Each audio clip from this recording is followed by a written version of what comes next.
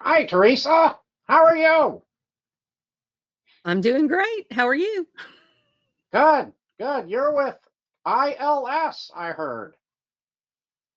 Interactive Legal, yes, abbreviated ILS. I'm in Dallas, but our company is based in Florida. So if you're wondering where I'm sitting in Texas today. Hey, you guys hiring puppets? I'm looking for a better place to work. I'm not quite sure about the puppet angle, but you could always give it a shot. Where I am now, there's artificial intelligence and there's also lack of intelligence. Yes, I agree. Artificial intelligence is something that we're focused on as well. Where it can work well and where it is a little scary.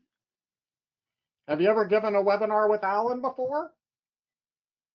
I believe so. It's been a while, but I don't think you were there when I was with Alan. All right, he's really boring and doesn't know what he's talking about. So good luck with this thing. Hey, Well, both Alan, of you those ready? probably aren't true. Yeah. What'd you tell her? Nothing, nothing. All right. Welcome to this fine webinar. It is Saturday, December 6th. I'm here with my friend Teresa Bush from Interactive Legal, and the topic is how to operate an efficient and effective estate planning practice.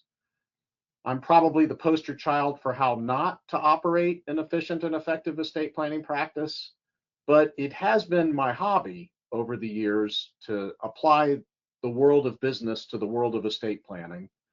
And people who have seen these webinars in the past seem to like the webinar at least better than the puppet. Oh, thank you. All right. So I have a lot of old materials from courses I've taught in the past, and I prepared some new materials. And here we are towards January 1st when people make their New Year's resolutions. And everyone's New Year's resolutions typically involve changing habits, changing lifestyles, making big decisions. But maybe between now and January 1st, you could pick up 2 or 3 ideas from this webinar and actually apply them in your business or your professional practice. And that could give you a tremendous return on the time that you spend here. Just think about that. The presentation does not qualify for continuing education credit, mainly because it's not good enough. But if you are a CPA and you want a certification of attendance, just let me know. I'll be glad to send that to you. I shamelessly promote over and over again our Estate View software. If you'd like a 10-day free trial, just send me an email and we'll be glad to have you aboard.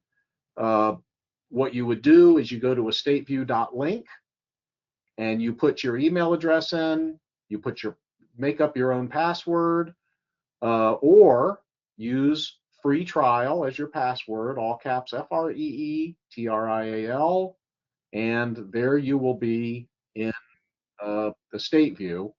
You'll click sign up, the green button, and then what you can do is let us know if you want to go to our estateview.com website. You can sign up for our free master classes. And Peter Farrell teaches these every Wednesday at noon and every Friday at noon Eastern Standard Time. And he'll answer your questions, tell you jokes, tell you how smart you are, anything you want to know. Usually these are one-on-ones. Then we also have a video library where you can learn about all these different techniques. So Teresa, you have impacted thousands and thousands of estate plans. I can't think of anyone who has done more drafting of estate plans. When you think about not only the plans you've drafted over the years, but all of the users of Interactive Legal, what a tremendous impact you've had on tens of thousands of families.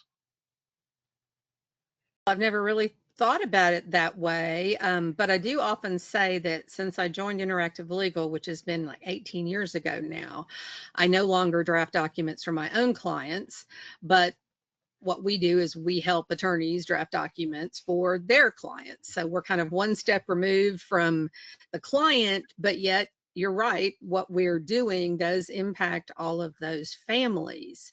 I practiced for probably 16 to 17 years in a small estate planning boutique firm and then in a larger firm. And of course, what Interactive Legal does is we have an automated documents assembly system. But when I practiced, we used templates that were in word processing, originally Word Perfect.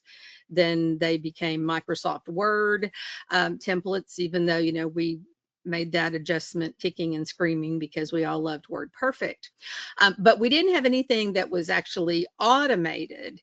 It was all kind of a fill in the blank approach, and there might be different options that you would have to delete the one that didn't apply. And there were always going to be situations where you were drafting something unique because this client needed something that wasn't part of your form.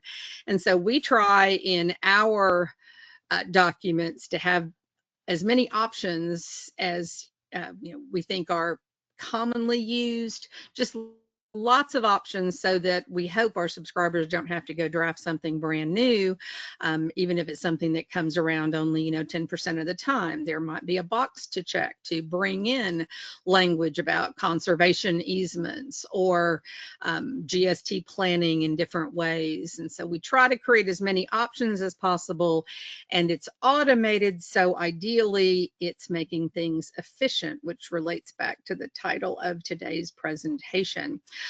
We do have an estate planning system and an elder law system, and they have a little bit of a different focus. The estate planning one is going to have a lot of higher end tax planning, and then the elder law system will have your Medicaid planning. So I think what we have on the screen is a little summary and a couple of testimonials. And if you're interested in more information, you can just go to interactivelegal.com, and there is a spot there for requesting a demo, because that's really the best way to see how things work. My favorite thing is our team of people. That's my last comment about Interactive Legal in my shameless plug section, if you will, because we have 3 experienced estate planning attorneys who are on staff every day working with subscribers. And then, of course, our authors are Jonathan Blottmacher and Michael Graham, and we have a slew of advisors all over the country so that we stay up to date on state law, including Allen. So the team of people behind the documents, I think, is what sets us apart. So do you have an idea of how much time one of your subscribers saves when they get off of their own slavish, old, clunky estate planning forms and move to Interactive Legal? Is there any sort of study on that?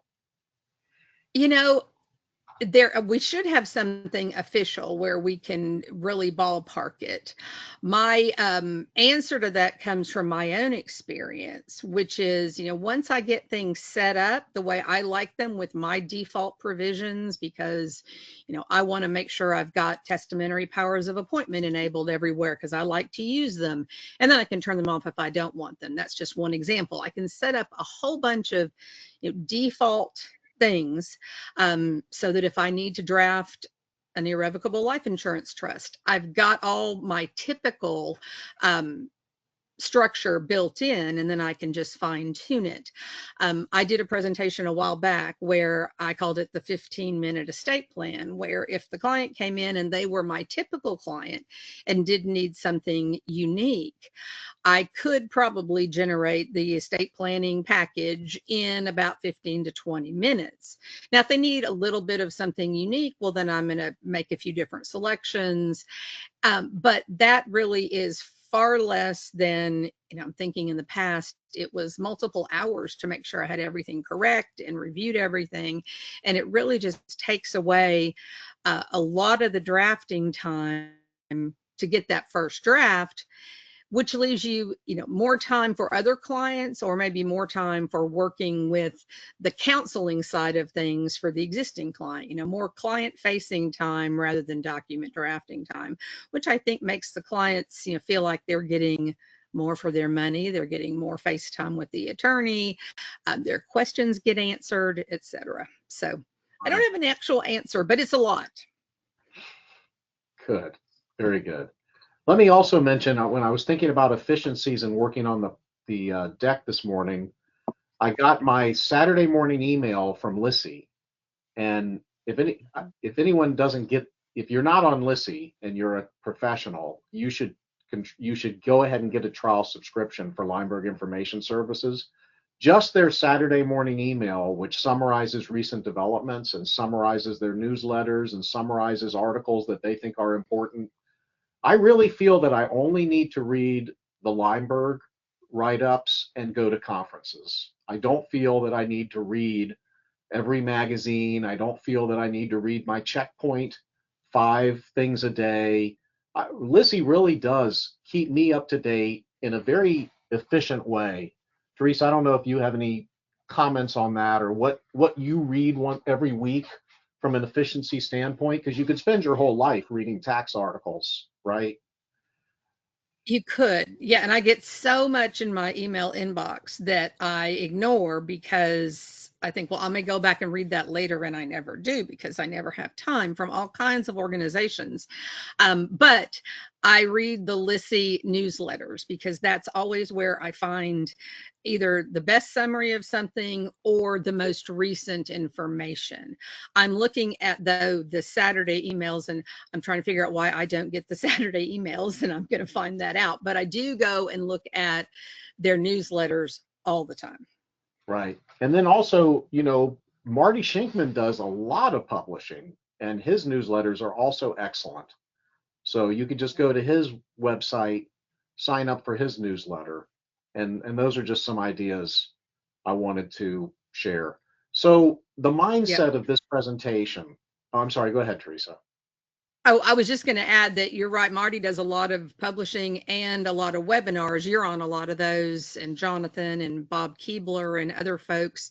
And we have a lot of those that you can go to interactivelegal.com to education and go to webinars, and they're there to watch at no cost because they were originally offered for no cost. They're not CLE webinars, but you can go to Marty's side. I think you probably have them on your site too, Alan, but then we have them on ours as well. So you can watch those webinars on various topics. Right, right. So the mindset here is that most of us spend 90 or maybe 97% of our time working in the practice and not working on the business of the practice. And there's always improvements that can be made to any business, the most successful business, the simplest business, the largest business. If you ask the owner and the owner is really tuned in, there's a lot of different things that can be done to improve it. But if your only attention is to what you're doing in the practice, then you won't even see these opportunities. I just hired a new college intern. He's in college, he wants to go to law school, he's a really bright guy. I walked him around the office for 5 to 10 minutes, and I saw 3 or 4 things that I just never thought about. When, a mess over here, a bunch of paperwork. Why is it there? Why wasn't this done this way? Just because I was looking at it from his point of view, not my point of view. So if you could just pretend that you're an observer or maybe an alien from outer space watching what you're doing, then you may find ways to dramatically improve your practice. And if you don't do that, at least every calendar quarter for at least 1 or 2 or 3 hours, then I think you're doing yourself a disservice. So I've always tried to spend at least 3 or 4 hours, at least every calendar quarter, if not more, working on the business of my practice. It is a business. It has to be a business. Whether you want to think that you are in a business or not, you are. You interact with people, you interact with computers, you have financial transactions, you have a labor cost, whether you're a one-person show on a unicycle or a 100 lawyer or a 500 lawyer firm, you are a business, and improvement is not an accident. If you are not immensely enjoying what you are doing in your practice or in your business most of the time, then something is wrong. Certainly, I enjoy at least 85% of the time I spend in my practice. Am I in brutal pain 5% of the time? Yes. Is that an indication that I need to change what I'm doing to some degree? Yes. Am I listening to that? Maybe, may not, maybe not. Number three, am I doing a good job for my clients? Am I doing a good job for my staff? Is my staff happy? Are they doing what they like to do? I've learned over my 42 years that if my staff is not happy, then my clients are not happy. And that I have to concentrate on keeping my team happy. It's actually more difficult for me to keep my team happy than it is to keep my clients happy. But I know from experience that if I don't have a team, I don't have any clients. So thinking through, what am I doing in a good way? What's going well here? But taking off the rose-colored glasses, what's not going well? What can I improve?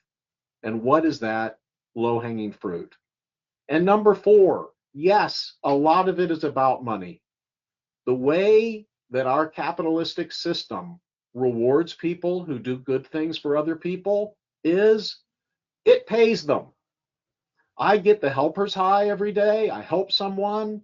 Oh, Mary Jane's on the phone. She's had an accident. She needs to help. She needs to find a doctor. She needs to figure out what to do with her business. Can you help her? Yes, I am sorry to hear about the problem. I will get the helper's high. I will help her.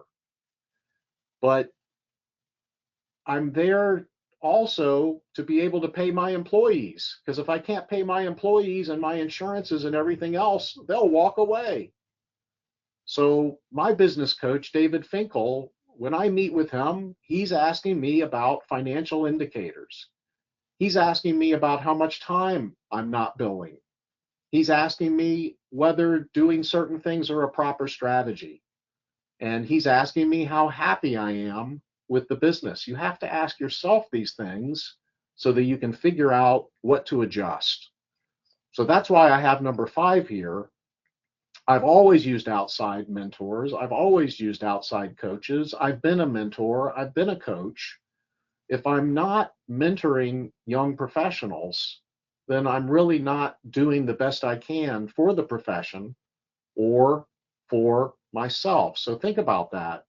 You know, back in the 16, 17, 1800s, the only way somebody learned how to be a professional was to have an apprenticeship. So, what are you doing in that arena, or what do you want to do in that arena? So, Teresa, what comes to mind for you on these 5 points that I've just brought up to disrupt everyone's morning and get them thinking about how to make their practice better? The first thing that came to mind was when you were talking about working in or working on the business rather than in the business. Because when I practiced, I never got to the point where I was just at the point where I was supposed to start working on the business when I shifted over to interactive legal. And now we do the same thing. We have to, focus on what we're doing for our subscribers, but then wait, what about the fact that we are running a business? And you mentioned something about the person with the new perspective and how, looking at it from outside makes so much sense. And it's true. We had somebody new and they were raising all kinds of points. And my first reaction was to say, I can't believe you think we haven't thought of that. Of course, we've thought of that. And I was frustrated that the new person was raising points. And then I realized I needed to step back and say, no, that's the whole point, is the outsider's perspective will focus on the things that we've been too busy. We know they're there, but we've been too busy to focus on them. So we need to go back and think about that. And I think the idea of quarterly is really good as well. But then the enjoying what you do part. I mean, you've got to like what you're doing most of the time so that it feels, rewarding. It's something that you look forward to. And then the team also. I mean, I know I already mentioned our team, but it's just, I think liking the people that you're in the trenches with is also really important. Absolutely. It comes to mind that you can take some pretty simple psychological profile tests and learn about yourself or remind you about yourself in a number of ways. And tax professionals tend to be very rule oriented. You know, a lot of us became tax lawyers because we liked all the regimen of all these different rules, and it takes a long attention span to sit down and read a long code section and the regulations and the cases in order to understand why you're doing something the way you're doing it. But then we also tend to be creatures of habit, and we tend to not like change. We tend to, as lawyers, question, why would I change that? So sometimes just understanding the personality of who you are and who you can interact with. And that's where, many lawyers are incredibly successful, quiet, introverted, and would like to work long periods of time without a lot of personal interaction. They don't need a lot of personal interaction. Then others of us, I need interaction, and I need to look at something new every 30 minutes. That's my personality. So I would be a complete train wreck if I had my own legal practice and I was the only one here, because the work product would not be nearly as good as it is with my partners and associates who have much longer attention spans than I do, and much more attention to detail. So a lot of times I see very talented professionals, but they're working alone and they don't want to be in a law firm. But you may want to think about whether how your best talents could be used to help other lawyers or other professionals, and how the best talents of other professionals could be used to help you to change that interaction. So, Teresa, how would somebody even be able to spot this? Because now that you're with Interactive Legal, you see how you put teams together and how you need Matilda to be with Harry, or Harry would never finish it, or Matilda would never start it. So how does somebody know it's trial and error, and what else? Well, I think it's a little bit of trial and error, but you mentioned the like the personality profile idea.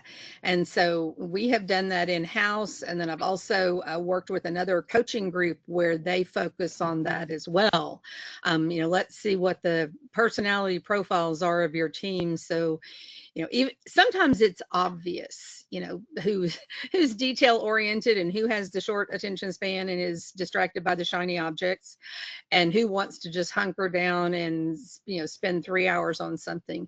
But other times we don't realize that until we have some kind of objective test about it, or I guess it's somewhat objective, and then we can figure out, okay, well, it's not just that Teresa can't meet a deadline. I'm just using an example, or that she's a procrastinator. It's because she's so detail oriented and she needs a block of time. And if she doesn't get a block of time, that causes a problem. So we can kind of figure that out with that information a little bit. Right. And I'm showing you, I have two decks here. I sent you two slide decks. There's the deck we're on, which is one of the shortest decks in the history of my career for me. It's about 35 pages. But then I've given you a 300-page deck, which is excerpts from my course that I taught at Stetson Law School on creativity and personal mastery for lawyers. But what you have here is we've been using the Omnia profile system for about 35 years in our law firm, and it's rarely wrong. So and if you're a professional, I think they'll give you a free report, and you can learn a lot about yourself. But certain people play to win, and certain people want to follow. And depending upon what you need in your organization, typically you need 6 followers for every assertive person. The assertive people become the salespeople. and the followers become the workers. Now, you could own a very successful practice and be a follower as long as you make sure you employ a salesperson, right? So just the allocation of that. But the Omnia profile, and there's other tests as well, tell me if the person has an attention to detail. Can they sit for 9 hours a day and create accurate legal documents? Are they perfectionistic? Do they need a lot of handholding? These are not personality defects. These are all strengths based upon getting the right person into the right position. But getting yourself into the right position where you're using your talents, where you're learning every day, where people care about you.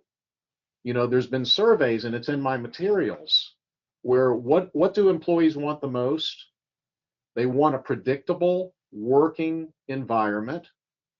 They want to be appreciated by their supervisor. They want to have a best friend in the office or in the business relationship. And they want to know that they can grow. So we want you to resituate your situation so that you have as many of those advantages as possible. And you can do that. So, Teresa, any other thoughts before we go forward? I just want to make sure you send me both of those slide decks because that whole thing you just said is something I want to remember. The what people want in the workplace, even though I know it. It's just so good to hear it again. So I want to remind myself when I look through the slides. Right. So, I mean, especially a new employee, you want to be and a new client, you want to be very welcoming of a new employee. The first thing that a new employee will often say to me is, "Everyone here is so friendly." And yes, that's our culture, to be friendly. If we're not being friendly, then we're not going to be a successful business. Do they say, "Oh, everything's so well organized here"? No, they don't usually say that. They say, "We're friendly."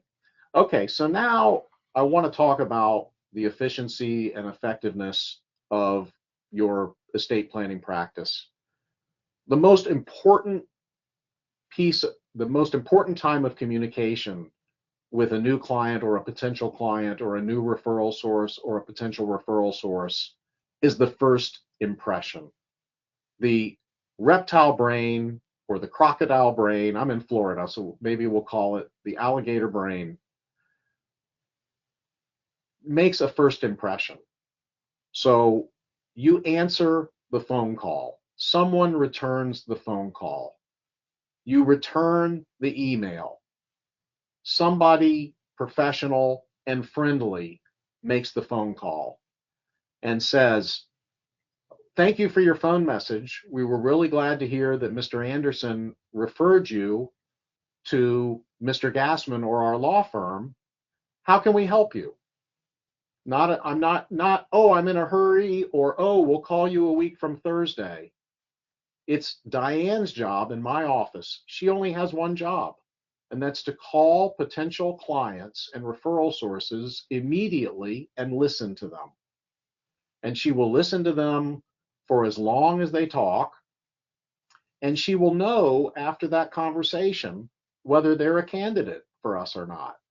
She knows who to refer them to. If they say, "Oh, I need a guardianship," she knows who to refer them to. If they say, "Oh, I'm calling Mr. Gassman because I need a divorce," she knows who to refer them to. So that saves me, the client, and the referral source a lot of time. Diane's very intelligent. She understands a lot of things about law. So she knows what a company is. She knows what a partnership is. She can say, "Yes, we do land trusts. I know that we did several land trusts last month." But what's really important about what Diane does to me is that I don't have to talk to a new client before they retain me. Back when I was early in my career, I spoke to every potential client. And that didn't always turn out well. And back when I was early in my career, everyone expected a free initial consultation. Now, I don't know about you, but I've never gone to a doctor and gotten a free initial consultation. I've never gone to a dentist and gotten a free initial consultation. But people, a lot of people expect free initial consultations from lawyers. And I can understand why that is. If you're a cautious lawyer, you say, well, do I want to take the responsibility of representing an individual before I really know her? But my question is, do I want to have a relationship with an individual who demands a free initial consultation? So what Diane says to the potential client is that we have found throughout the years that our very best clients are people who have not requested a free initial consultation, and that people who require a free initial consultation are not always, but typically not our very best clients. And then she stops, and then she listens to what the answer is. And if the answer is, oh, no problem, glad to pay for that initial consultation, where do I sign? Can I give you a credit card? That's probably going to be a darn good client. But if it's, oh, well, the other lawyers are giving free consultations, and I'm going to do, if he's not willing to do the free consultation, that's probably just not a good fit for us. And at that point, Diane says, I agree. We're probably not a good fit. Wish you the best. If we can help you in the future, please let us know. Now, I've lost clients with $200 and $300 million net worths because they demanded free initial consultations. But I've also lost those clients after giving them the initial consultation that they demanded from Diane. Well, I'm worth $200 to $300 million. My client is worth $200 million. If you don't give her a free initial consultation, I'm not going to refer her to you. Okay, I'll do the initial consultation. How does it turn out? Not so well for me. They don't hire me. So what are you thinking, Teresa? I'm just challenging people to think about what their approach is to new clients.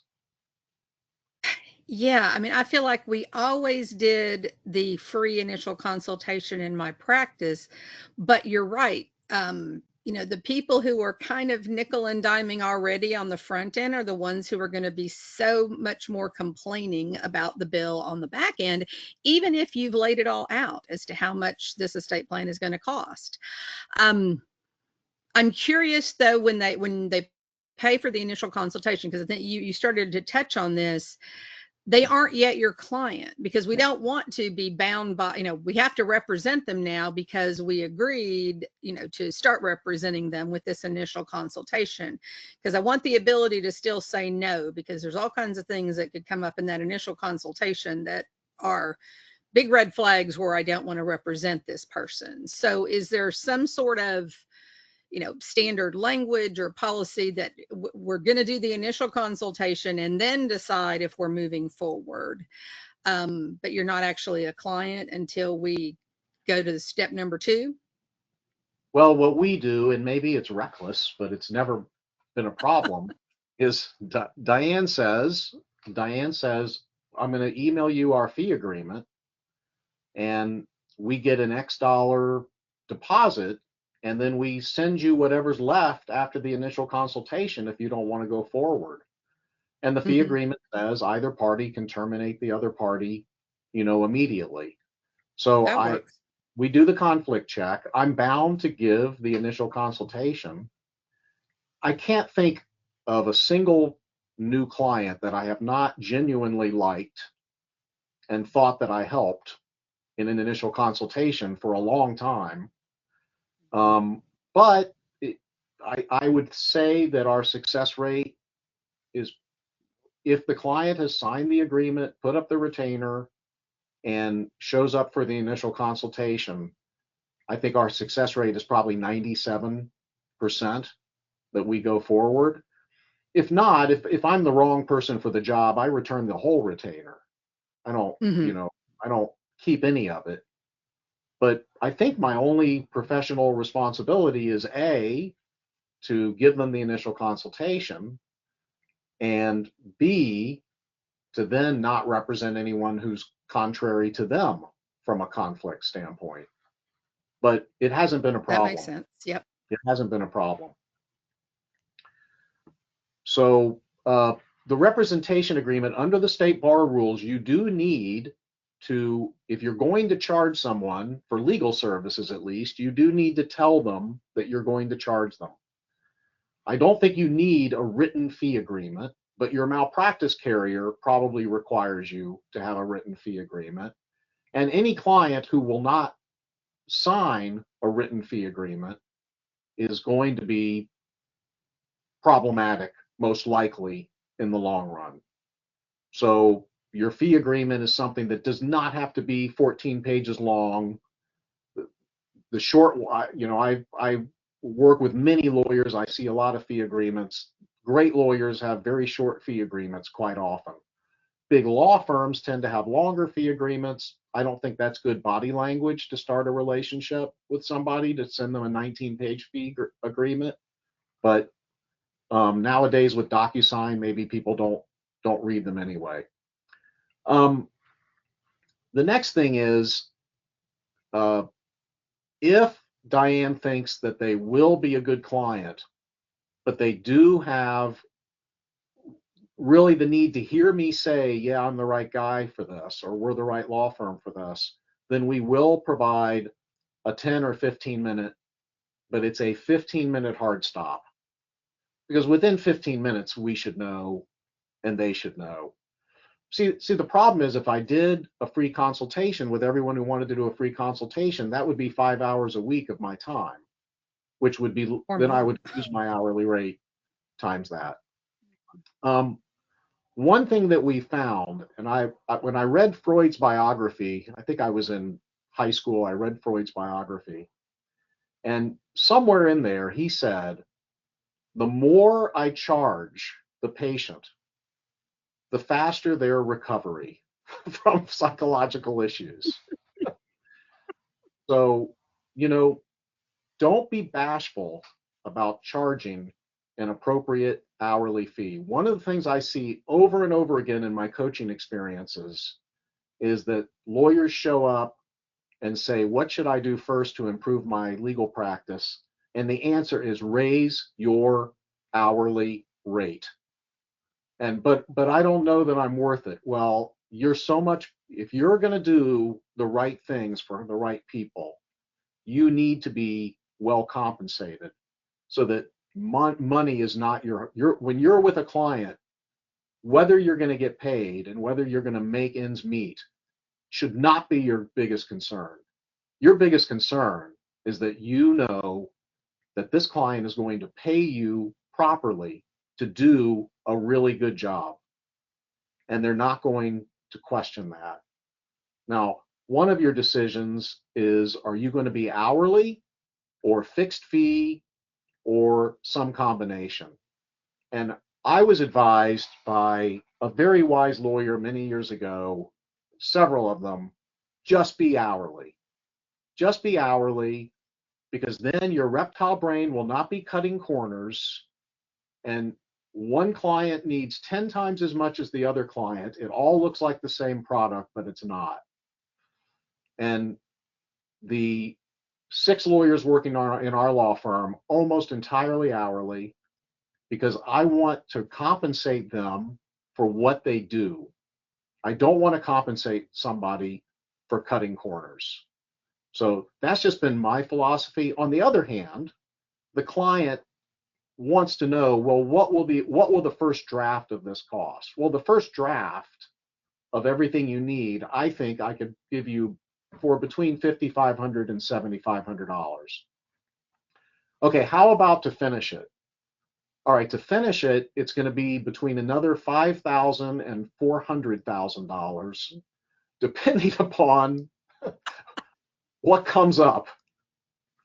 The biggest thing that my business coach tells me is, you did not promise anyone any work within a certain dollar amount this month. Did you?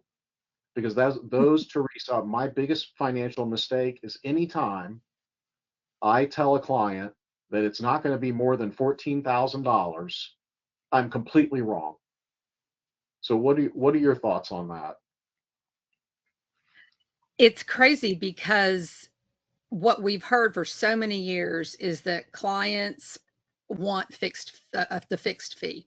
They're much more comfortable with the fixed fee, so we should all move to that, and we should make the fee high enough that yes, sometimes we're going to be wrong, and if we had done hourly it would have been more, but we're going to make the fee high enough that for most of the time we've we're above what the hourly would have been.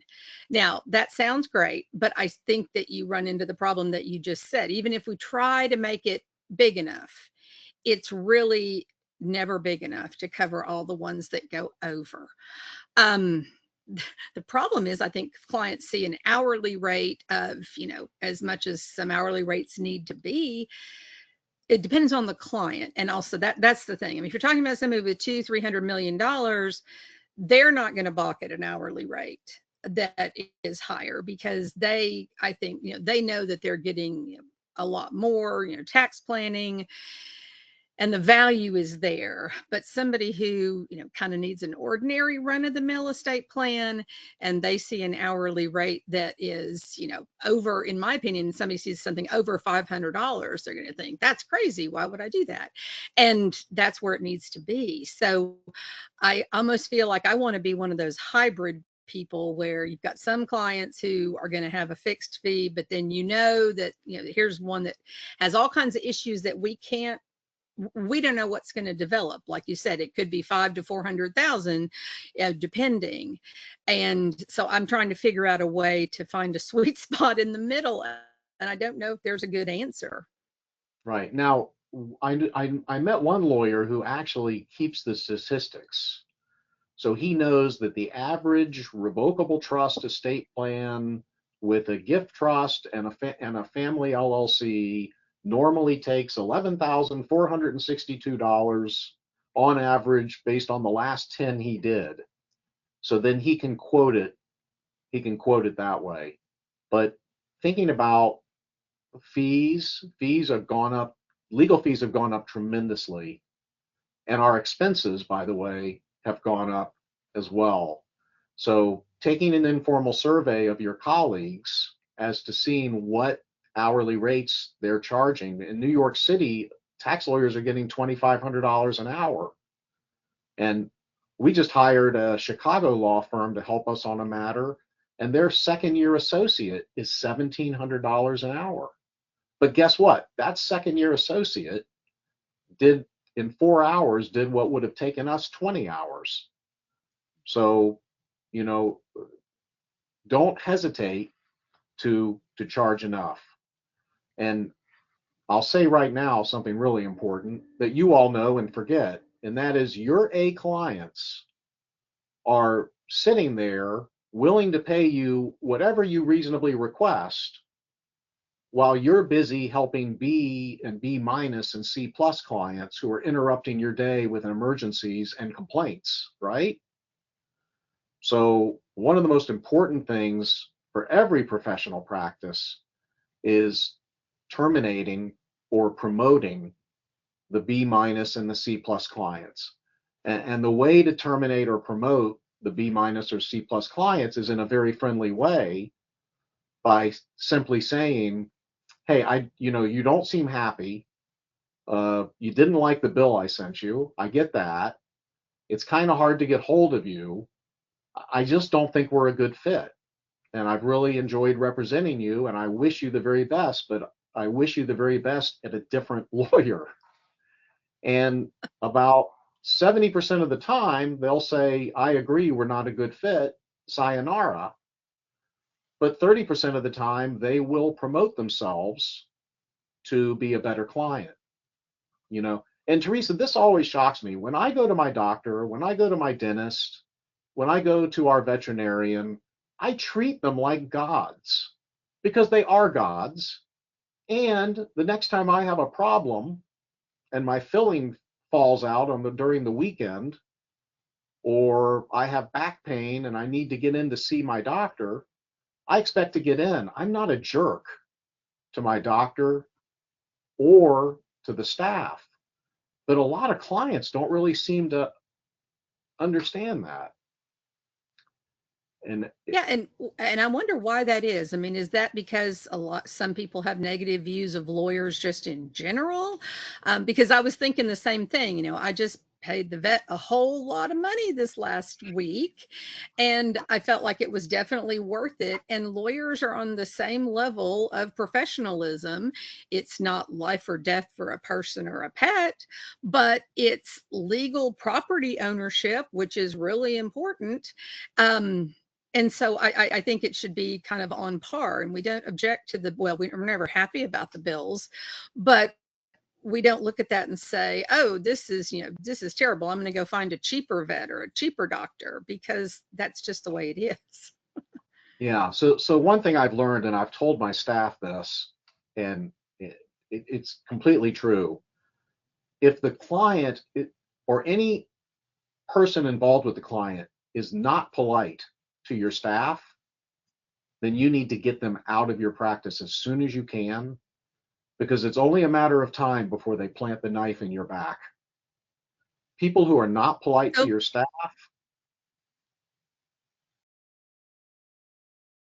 yeah, I was I just going to guess. say, so many times I've seen that, but the client involved is the super high net worth client that they're trying so hard to hang on to. And so that is not the response. The response is, well, this person is prickly and they may be rude, but just, I mean, we're always going to be polite to the client, but it was kind of, we're just accepting that the client treats us this way because we want to keep the client. And then that goes back to the liking what you do, because nobody in the office wants to deal with that client. They don't like dealing with that client. And then mistakes get made. Mistakes get made Mhm. because of that. So I recently had an experience where I had to call the client's CPA who referred the client to me, and it was a very large client, really nice client, but the CFO was nasty.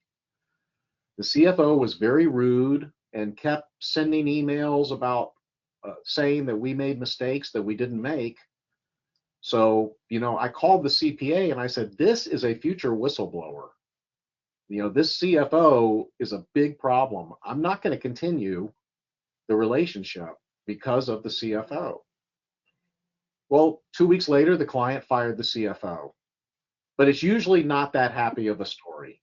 It's usually not that happy of a story. But life is, I was once told by a very good lawyer that, cases and clients are like trains at a station. There's always another one coming. So because when you were a young lawyer or a new lawyer, you had to answer every phone call. You needed every client. You had to put up with all this stuff. Well, guess what? You're not there anymore. And with internet marketing, you don't, a young lawyer who knows what he or she is doing can actually go find clients much easier than Teresa and I could when we started, when you had to go to the estate planning council meeting every month and all that stuff to find people. So promote yourself by reducing your C plus and B minus clients. And then the next thing, for efficiency's sake, is, are you meeting these A clients every 2 years? My dentist gets me in there every 6 months for a cleaning. And so he can look and try to find a cavity to fill. And, are you doing that for your A clients? Because they will appreciate it. Because with an A client, even if it's a 15-minute Zoom call, how's your son? How's your daughter? I care about your son. I care about your daughter. How's that daughter-in-law? How's that thing working out? You know, do we need to think about what might happen in the event of an estrangement? These types of things, as you get to know the clients better and you can continue to improve their estate plan and do the best you can for that many clients. Yeah, So you charge for that follow-up in a couple of years is my question. And I only bring it up because I've seen some attorneys who will say, I let my new clients know that part of the service we provide is we touch base with them in 2 years to check on things and make sure everything's good to go. But it's just a quick thing. And so there's no fee for that check-in, but it might not be quick depending on the client. It was never quick. It's never quick with my clients. So we definitely charge for it. yeah, we do charge for it. And maybe that's why they don't come back. But, for us, it's a better economic model. So, by the way, we'll have to do a part 2 and part 3 because we're at 50 minutes in and I haven't covered very much. But the next thing is I want to talk about the first meeting. So the first meeting and every meeting, if you want to be efficient, you need to get all of the information that is said in that meeting as best you can. So taking copious notes, typing, if you're on a Zoom call, typing your notes, having a secretary take notes. My fee agreement does say, do you want us to use AI to summarize meetings? And about 35% of the clients check the box yes. Now, I still quite often do not use AI to summarize a meeting because I do a lot of creditor protection work. And if a bankruptcy judge determines that I was involved in the decision to make a transfer to avoid a creditor, then under a Supreme Court ruling that came out about 4 years ago, the judge can look at my notes and look at my files, and the other side can look at my notes and look at my files. So there's something also called the crime fraud exception to the attorney-client privilege, that if you help somebody do something bad, you lose the attorney-client privilege. So I don't always want to have all that AI going on. I don't think it's always helpful. But if the client does check the box for the AI can do a great job summarizing a meeting. It can do good work, and it's only going to get better. So, but getting that data from the meeting, as soon as that meeting's over, I have one of our legal assistants come and sit with me and let me debrief her about that meeting. And we have anywhere from a 5 to 25-minute conversation that's tape recorded about everything that I want to remember about that meeting. Sometimes I dictate a letter to the client, and the legal assistant or another lawyer in the firm will listen to me dictate the letter, interrupt me, will have information, because there's a big brain flaw. And the big brain flaw, we all have many of them, but one of the big brain flaws is you always think you're going to remember everything you just heard. And a week later, you're going to confuse one client with the next, with the next, with the next. So the very best evidence of what happened in your meeting is immediately after the meeting. And studies have shown that if you sit at the same chair, in the same table, with your notes in front of you from where the meeting occurred, your memory of the meeting will be much better. And how to best impress a client is to simply get them a letter shortly after the meeting summarizing what you talked about.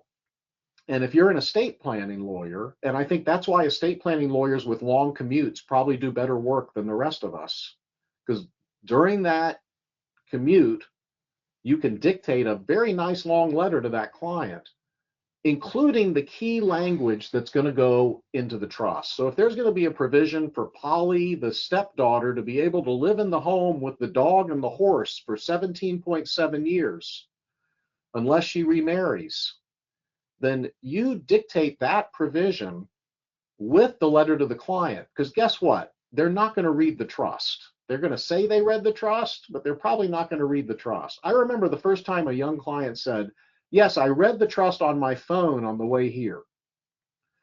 but she probably did not read that paragraph. So my best and maybe only chance to get that client's attention is to get that letter to them with that key language in it so that I can get a comment back.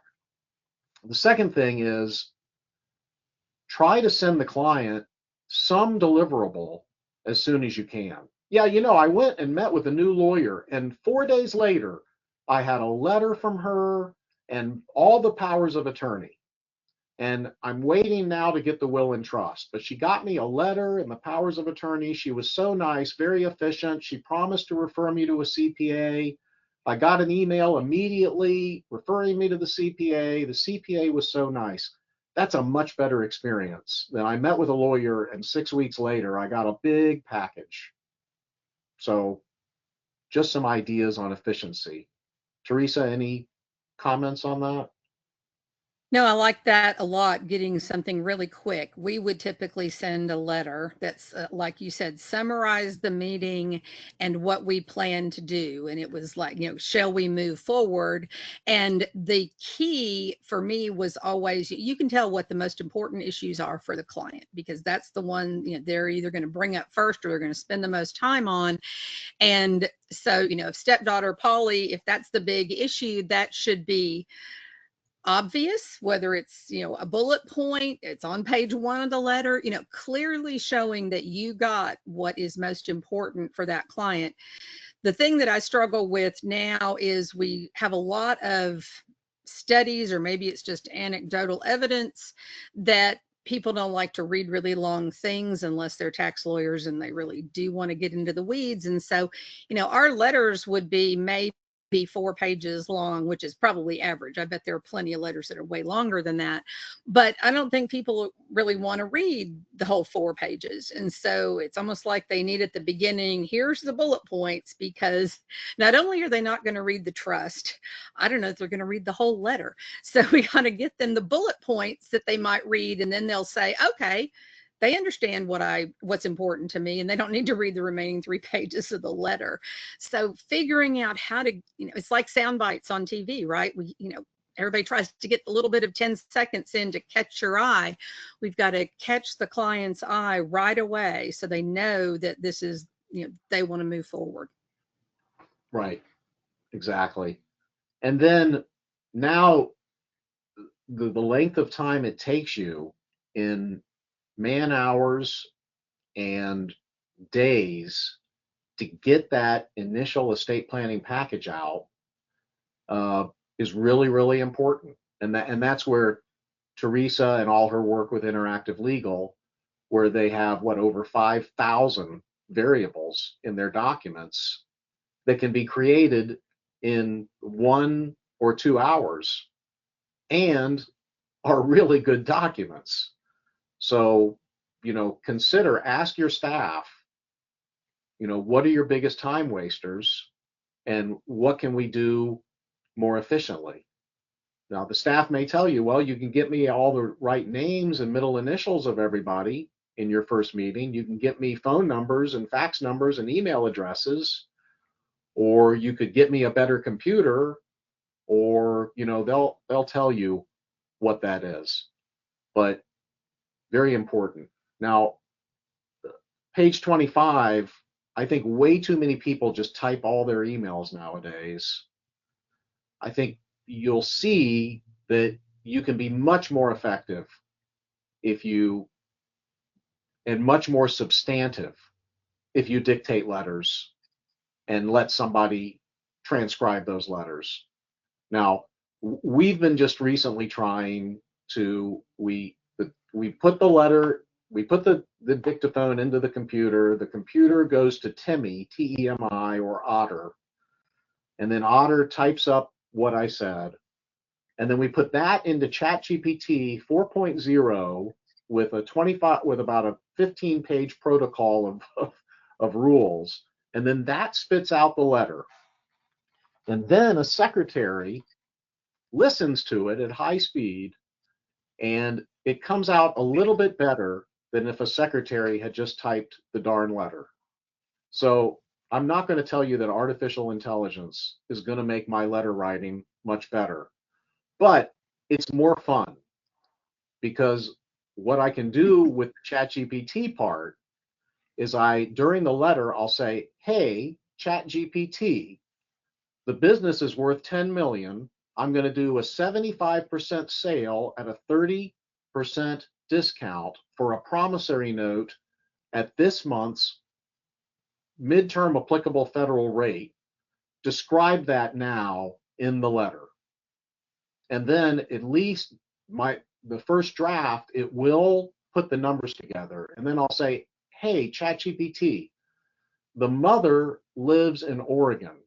Summarize the Oregon estate tax and tell me if Oregon is a community property state, and tell me whether Oregon has the charging order as the sole remedy for a multiple member LLC owner who becomes a debtor. And it does, Teresa, a pretty good job getting me not only my draft letter, but also the answers to those questions. And then my protocols are, anytime you answer a legal question for me, I need a citation. I need to know which Oregon statute it is or what case it is. Then I can hand that to one of our college interns and they can print it and show me it's right. And that is a big time saver. I'm sure it's only going to get better, and we're going to work with the state view to get these things going in the state view.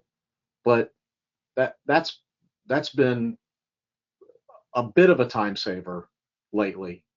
And I would invite anybody to tell me anything similar that anyone's been doing.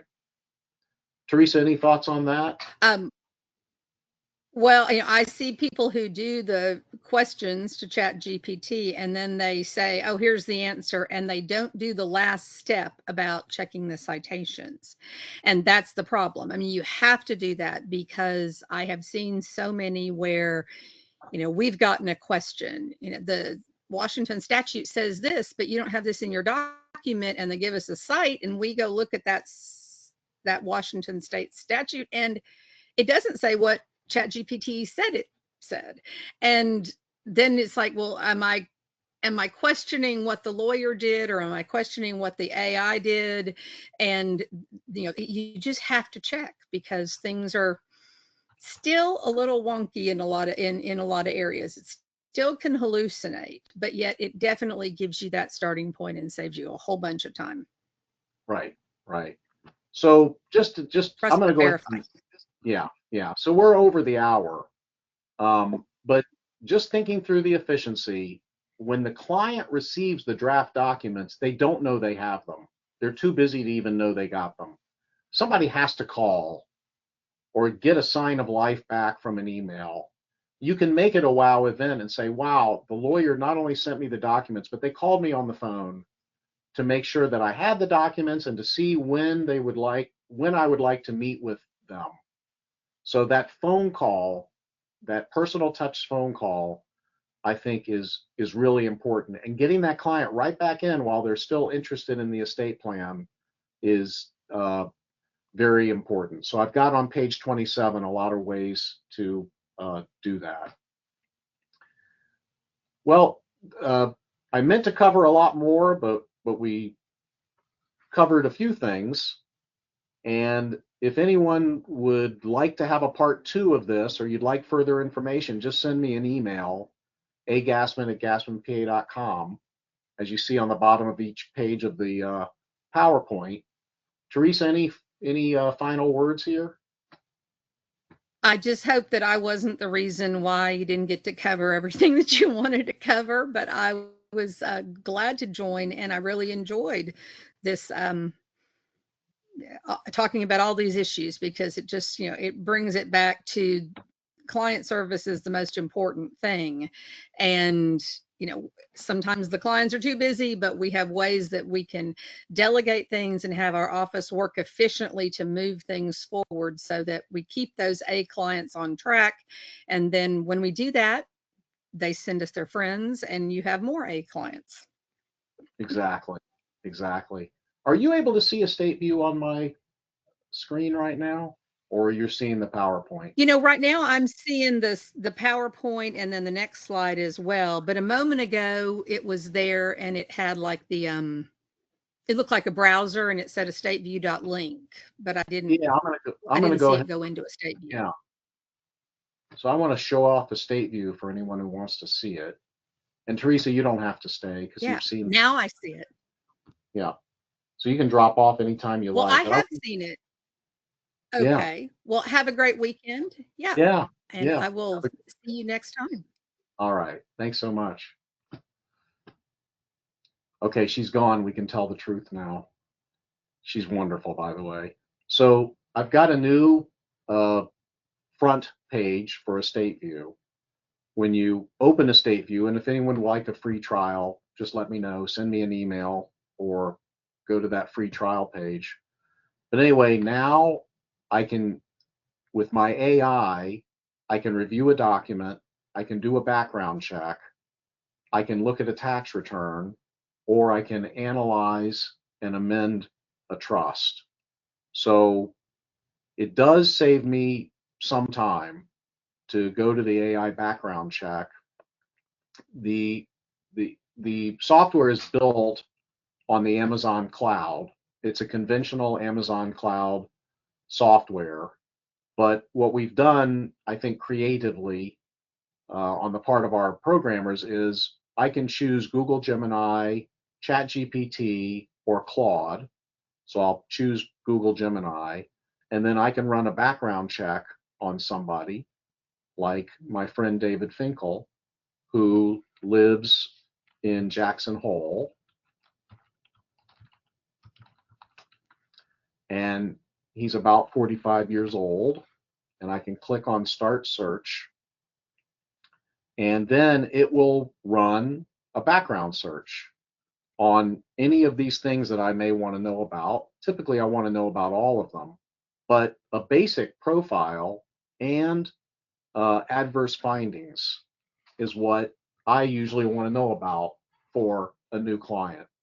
Now, you're not supposed to do this for credit checks, landlord tenant matters, or employment. So when you use Estate View, it's going to ask you to agree not to do that.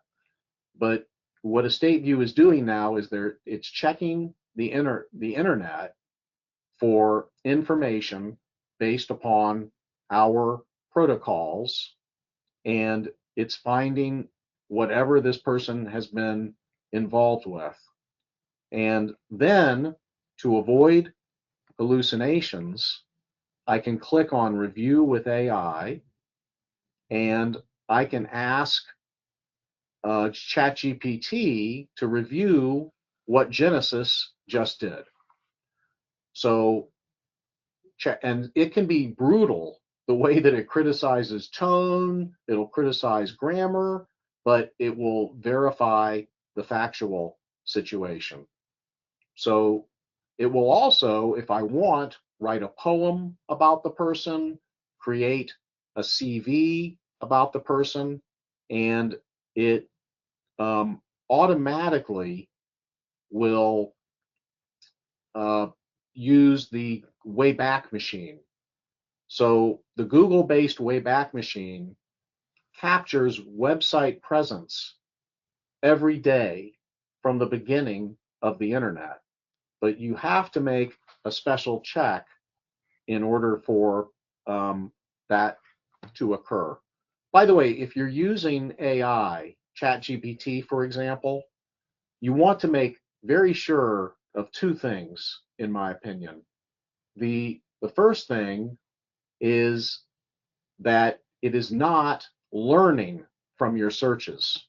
So I don't want the ChatGPT to learn what I'm asking or who I'm asking about or why I'm asking.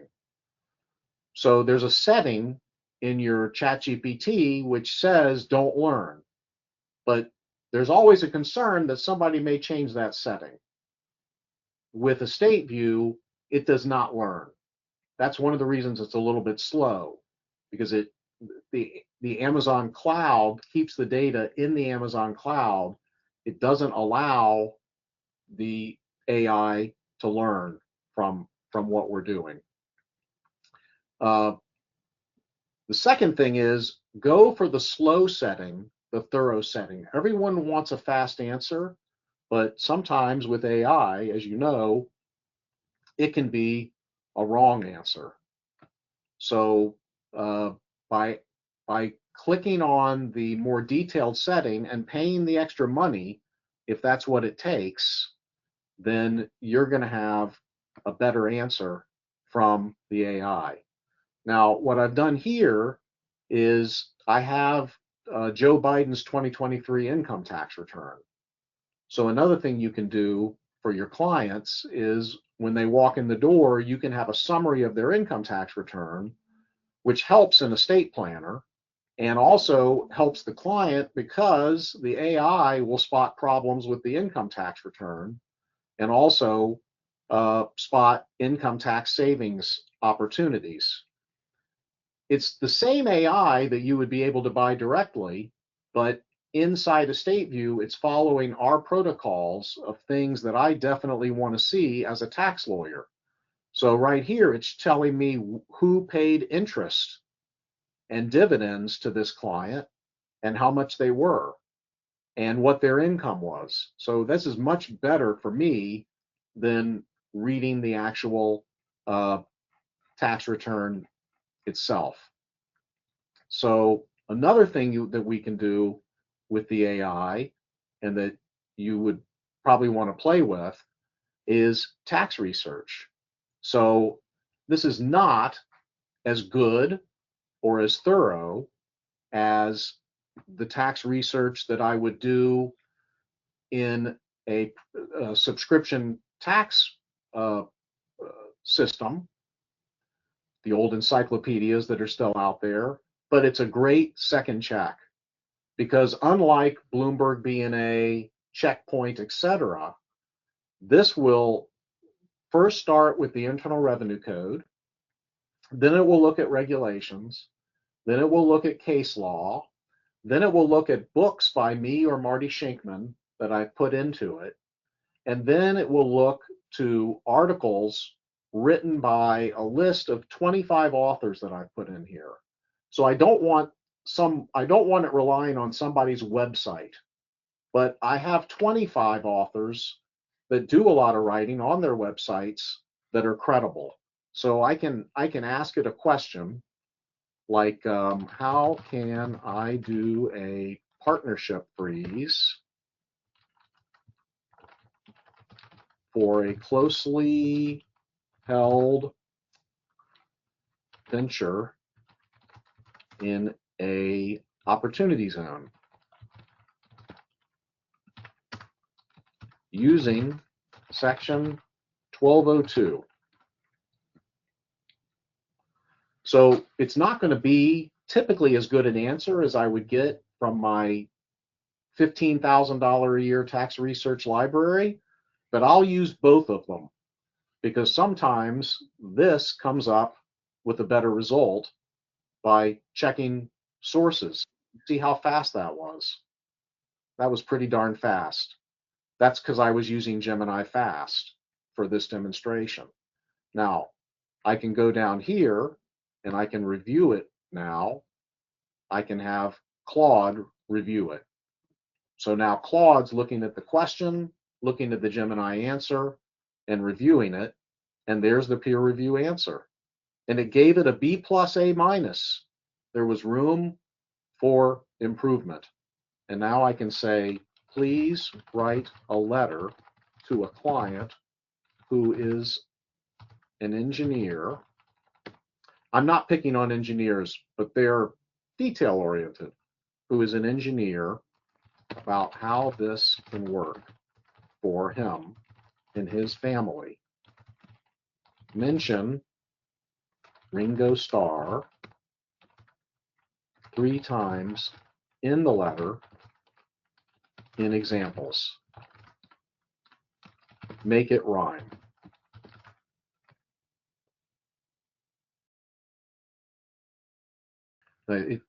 AI is like a kid. You never know exactly what you're going to get, but still working on the suggestions of how to do that. So anyway, the next thing I'll show you, for those of you still awake, is our instant plan. So this will save a lot of time for an estate planner. And what I can do here is I can start a new client. We'll call him Bob Jones. Is he married? Yes, to Wanda Jones.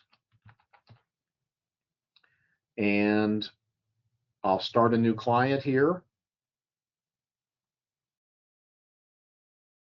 Here he is. Now, I or Bob can go ahead and fill out the portal information, and we can do it only for our estate view calculators, or we can use our standard about a 20-page intake form, or we can use a 63-page detailed form. And I'll just go ahead and show you sample data for our standard form. So this client would give us information about his name, his age, whether he smokes, how much of his estate tax exemption he's used. Same thing for the spouse. It's going to give me life expectancy for each of them, life expectancy as to their themselves jointly, then information about their children, information about their parents, and then key financial information. How much are they setting aside from income every year, or what will their net spending be at a certain age? Home, IRA, pension, all companies, etc. And then are they willing to be charitable if that will save some federal estate tax or state estate tax? And then what is their life insurance situation? And just for those of you who are Estate View users, we've recently added the ability to tell me where you reside. So if you live in New York, now we're going to look at this from a New York estate tax and federal estate tax standpoint. And I can review all this data here if I want to. And I can click on the word results there at the bottom left. It just ran about 40,000 calculations. What we use it for most often here, because we use all of this, but I can generate a planning chart. So I click here on Generate Planning Chart, and then I can select if I want to show them a revocable trust estate plan situation. It just created an Excel chart. For those of you who are friends and clients, you know what my charts look like, and you know that I've been doing them by hand all these years, but I don't do them by hand anymore, because now what I have instantly here is the spouse one's IRA and an expected performance of the IRA and minimum distributions. Here is what the minimum distribution would look like using charitable distributions, and there's the income tax savings from charity. Then over here, I've got the information on their liability insurance. I've got his IRA, his life insurance, his individual assets, a summary of all their assets with totals, all of their contact information. And what I do now for a client Zoom meeting is I just run the meeting from left to right. Here is Bob's various assets and entities, percentages of ownership and value. There's a revocable trust that we can put some of these entities under once we refine this. Here are their joint assets with values. Here are the second spouse's assets with values and a new revocable trust for the second spouse. Here is the second spouse's IRA minimum distributions. Here are their children, grandchildren, great-grandchildren, other family friends, and fiduciary choices from the form they filled out. And here are what we call a red flag report, things that we can recommend for this client that they should think about. For example, you've got children driving your car, get them their own car. You've got grandchildren, have you budgeted for college? You've got parents, have you done their estate plan? Have you planned for Medicaid for them? You've got a German Shepherd, is that on your insurance policy? Insurance may not cover it. You got a 22-foot boat, that may not be covered by your umbrella. You've got an automatic weapon or a silencer. Do you want to put together a gun trust to own that? Then I've got a family tree, and that saves a lot of time and makes the client feel very special. Another thing I can do is export a second chart to Excel, which then gives me a spreadsheet of their assets by category, telling me what's a foreign asset and what is a community property asset, and how their assets are allocated, and a summary of their assets. Soon that will be a personal financial statement. And then I run an estate tax review. So I click on Married Comprehensive, and here I've got their situation if they were both to die 1 year from today. New York tax 5,000,001, federal estate tax 2,000,004, because the federal tax, the New York tax starts at about 7,000,005. So you actually have more New York tax than federal tax for this particular situation. And if they live to their life expectancy, they're going to have a large estate. New York tax 34 million, federal 60 million. But if they'll do a credit shelter trust, that comes down to a slightly smaller tax, and it shows you the New York Q-tip trust and the federal bypass trust. Tax professionals may know what that means. If they'll put their homes in Q-perts, we'll get that tax lower. If they do annual gifting, it'll be lower. If they do discounted annual gifting, lower. Life insurance planning can reduce it. A large gift this year of 1/3 of their investment assets into an irrevocable trust, which could be a slat, will further reduce their estate tax. Rolling grats may help. An installment sale may bring it down even lower. And then a charitable lead annuity trust. And then once I look at this, it won't take me very long at all to go to the assumptions page and say, well, they probably don't want to bypass trust, probably don't want to do Q-perts, but I would say on the installment sale, instead of only 33% of their assets, let's crank that installment sale up to 60% of their assets, and then go back and click on Married Comprehensive again and see where that landed. And did that get the estate tax down? It got the estate tax down pretty well. Now I can click on Save to Calculators, click on Save, and now that's loaded their data into all of our Estate View calculators. I can go to Home,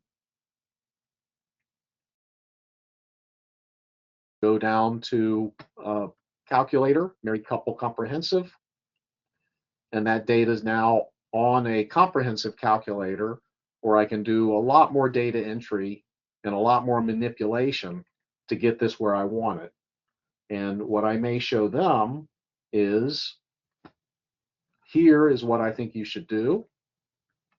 This would be the plan that I would recommend. It gets your estate tax down to 8 million. And if you're charitable, you could leave significant assets to a charitable lead annuity trust to get that estate tax down to 0.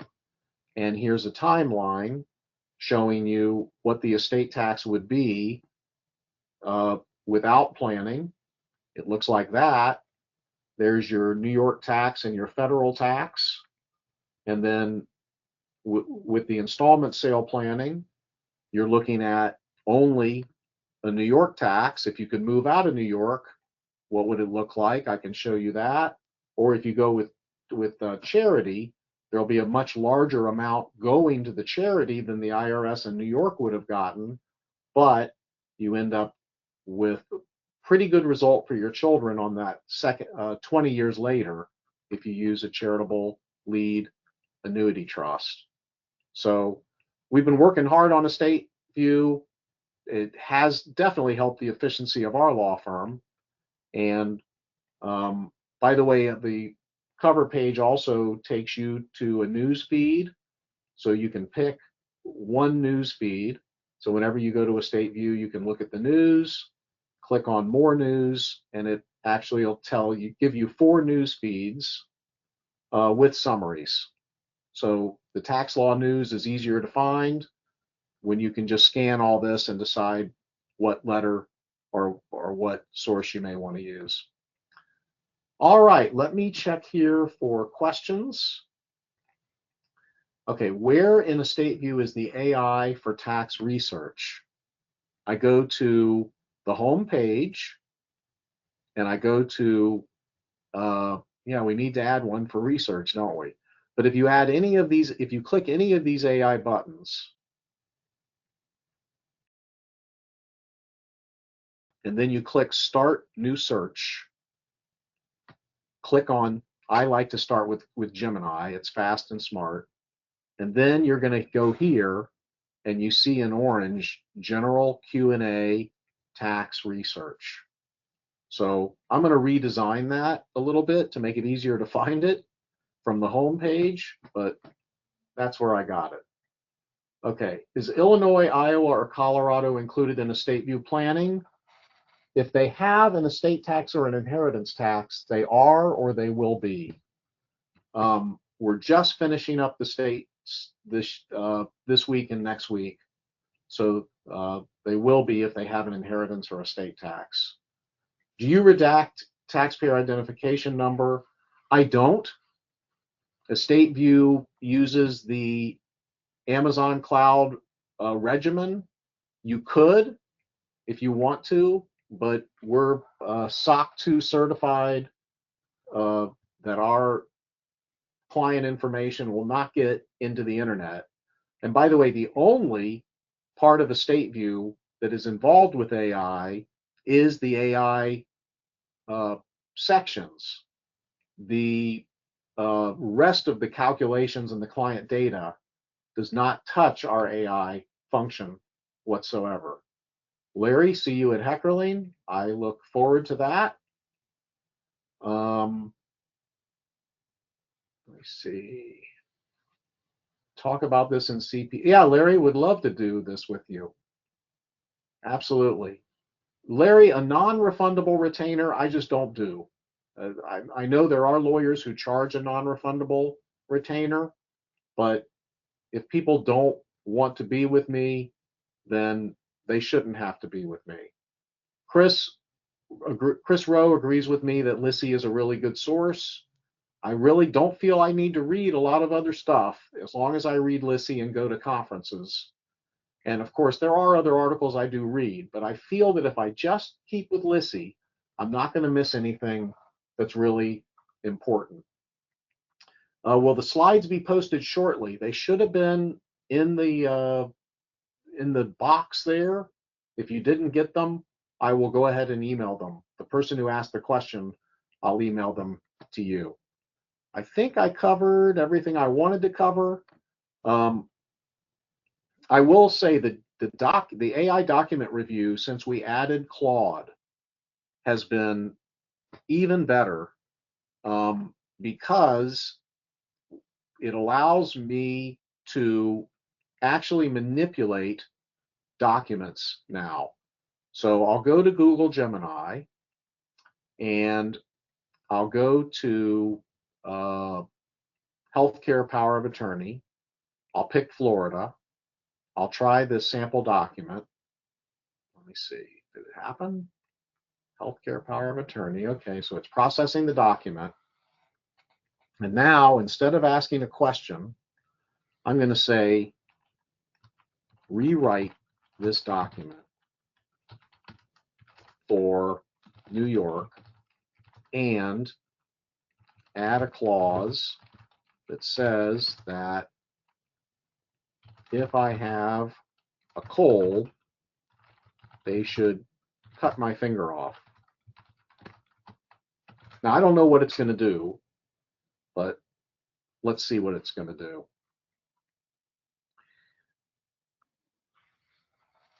Oh, can't do this. Rewriting a legal document is harmful and medically unsound.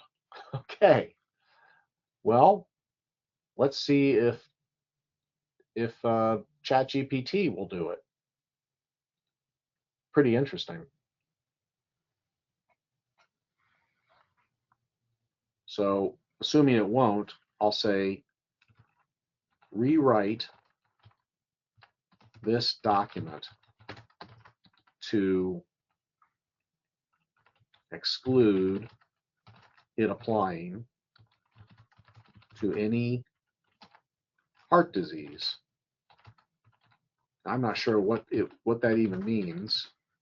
Well, let me go back to home here. Maybe I'll find you a better example.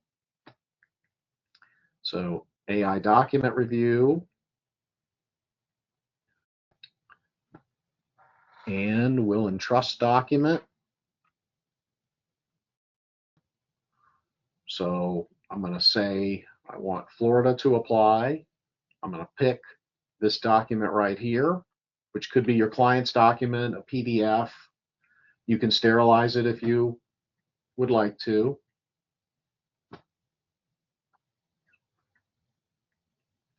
It's reading the document in chunks to keep it confidential. That's the way the Amazon cloud works. Okay, and then I'm going to say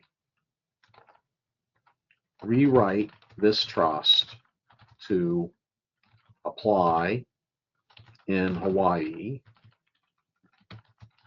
when they move there, and add a pet trust for their horse, Johnny. All right. And I'm going to choose Gemini. Well, I'm going to choose, Gemini Pro. Click on that. Now, if I'm lucky, most of the time, it will rewrite the entire trust agreement and add those provisions. And if I had asked it to also clarify the trust, then it would clarify the trust as well. In fact, we recently, what we did with Claude last week was we put in a pretty complicated operating agreement, and we asked it to interlineate the agreement with discussion. Let's see what it did. Okay, major conclusions. This memorandum outlines the necessary revisions.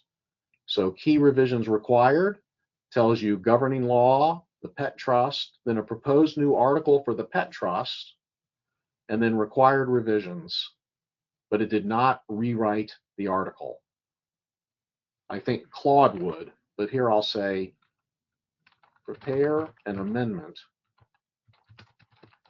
that does this. Click on there.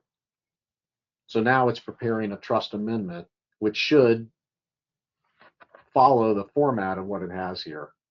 Or actually, the following sections of the trust require modification under Hawaii law. Isn't that interesting? So I went through a Florida trust and it gave me the specific changes that it recommends in Hawaii law. And it also gave me the recommended signing language for a Hawaii notary. So then I asked it to prepare an amendment. So there it is. So there I have a First Amendment to Living Trust. It dates to the trust. The trust had blank, so it doesn't know all the information. It left blank. But then there it goes to add what the Hawaii residence and trust language needed is. And then it provided for the horse trust. It's not just horsing around. Wilbur. And then it provided for the statutory rule against perpetuities in Hawaii. Now, would I rely on this? Probably not. I wouldn't rely on it, but is it a good first draft for a secretary to start with? That's good. And if I want to make it better, I can ask Claude to take a look at it. And Claude Pro takes a while to do what it does. Look at that. Critical error, fundamental jurisdictional conflict. The AI model has committed a fundamental disqualifying error by ignoring the explicit jurisdictional directive provided by the user. AI should have done this. So then the following deficiencies exist. The pet provision could have been better. It's ruthless. Very interesting. But then I can ask Claude to go ahead and prepare the amendment. And then Claude will prepare the amendment. So thank you so much for hanging with me today. Please get on Estate View and give me all your advice and recommendations so we can continue to make it better. And I hope you use this information to improve your practice, improve your relationships, help your clients, and enjoy a fantastic holiday. Thank you. Bye.